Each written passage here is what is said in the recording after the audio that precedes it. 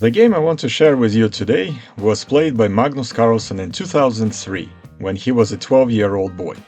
But already at that young age, he was a very strong international master, showing the chess world his impeccable positional understanding of the game as well as the mastery of the tactics. He started the game with the move e4, and after e5, knight f3, knight c6, bishop b5, we have Ruy Lopez opening, the oldest opening in the world. And Magnus Carlsen plays this opening to this day. a6, hitting the bishop on b5, the bishop retreats to a4, and black develops the knight on f6. Black are played by Hans Krogh Harristad, rated at around 2200 at the time. Magnus at the age of 12 was already rated at around 2300. Castle for white, b5, hitting the bishop on a4, the bishop has to retreat to a square b3. Bishop goes to e7.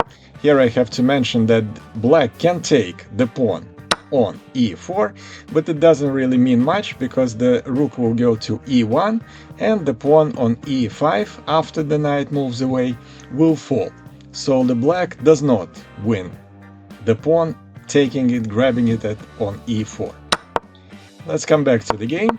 Bishop e7, preparing the castle. Rook goes to e1. d6, opening the diagonal for the light square bishop. c3, typical idea here, to grab the center with the move d4. Black castle, and Magnus plays the move h3, preventing black pieces to get into a square g4. Knight goes to a5, which is another typical move in these positions, hitting the bishop on b3 and also preparing the move c5 to challenge white's center.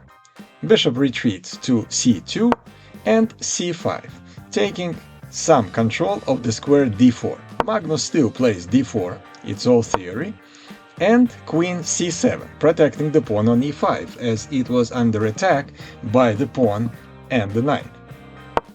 Magnus plays knight d2, typical Spanish walk by the knight, going to f1, g3 and possible f5 squares. Knight goes back to c6, hitting the pawn on d4, and Magnus closes the position with the move d5, attacking the knight that has to retreat to a square d8. a4, another instructional typical move in Ruy Lopez opening. The pawn on b5 is now under attack because the rook on a8 could be captured because the pawn on a6 is pinned. Typical move here for black would be rook b8, but they decided to play a rook a7, which is a little weird looking move but accomplishes what it had to accomplish, protect the pawn on b5. Magnus continues the rerouting of the knight f1, g6, preemptively protecting the squares f5 and h5 from white's infiltration by the knight, and immediately using the weakness of the black squares, bishop h6 from Magnus, attacking the rook. The rook has to go away to e8, and Magnus plays knight g3. In this particular position, not the best move, because the squares of penetrating into a black position f5 and h5 for the knight are taken by the pawn. Knight goes to d7 for Harristad. He wants to reroute it to possibly square c4, where it would be more active. Knight goes to h2 for Magnus, and he wants to possibly play it to a square g4 to get an attack going on the black king.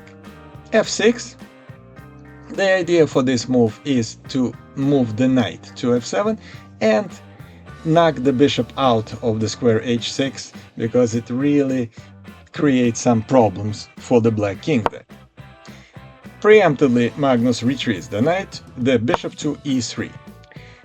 Knight b6, with the idea to get it into an active square of c4, exchange of the pawns on b5, and bishop d3, wanting to grab the pawn on b5.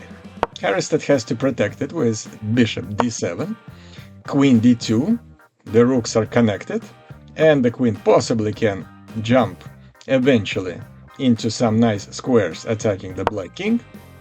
Knight goes to f7 for black, exchange of the rooks, and queen e2. Subtle move, attacking the pawn on b5 with the queen and the bishop. And only one defender so far is the light square bishop for black. Haristad played queen a6 to protect that pawn. And knight g4. Now the knight jumps into a good square, active position, and would like to jump even further and maybe hop on h6. Therefore, black immediately prevents it with the move king g7. Now the square h6 is protected by two pieces. Bishop retreats to c1, and white wants to create a battery with the queen and infiltrate into black position through a square h6. Black ignored that threat and play knight a4. Bishop retreats to c2, so both bishops went one square back, but are ready to get unleashed very, very soon. Rook a8, some counterplay created on the a file for black. Magnus go queen e3 and wants to penetrate into black position using weak squares, black squares, and starting with the square h6. c4 for black, rerouting the knight to a better square on c5. Rook f1 with the potential to break through a wall of black pawns with the move f4. Knight goes to c5, and knight jumps to h6 for Magnus. Knight g5 makes sense, blocking the diagonal, and now the knight on h6 is under attack by the king. Still f4, attacking the black knight, exchange of the pawns on f4, and here Haristad plays the move bishop take h3, which is a nice idea to try to trick Magnus into taking the bishop. If you take the bishop on h3, the knight will take the pawn with the check and the fork, and the black will win the queen. Obviously, the player of that level, Magnus, didn't take the bishop on h3 and move the queen to h4, protecting the knight on h6. Black went back, bishop d7, because the bishop was already ready to be grabbed here by white pieces, and the brilliancy of white attack starts now with the move e5. And that's a very instructional move. Anytime you want to attack the opposing king, you want to unleash your pieces, and in this case the bishop. Now the bishop on this diagonal becomes absolutely lethal, and the sacrifice of the pawn means nothing if you have an initiative to create some threats. Black take the pawn.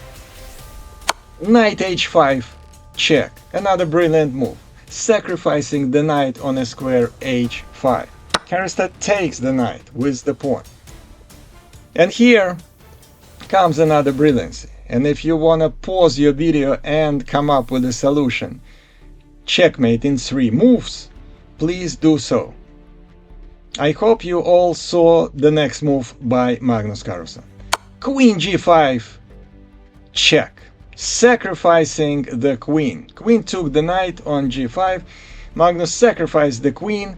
You have to take the queen, because if the king goes to h8, there would be knight f7 checkmate. So black took the queen.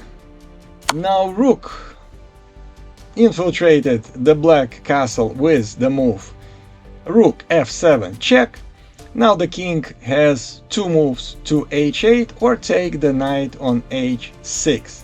In either case, the next move for Magnus is rook takes h7 checkmate. Brilliant ending to a very good positional game by Magnus Carlsen, and again, at the time of this game, he was just 12-year-old boy.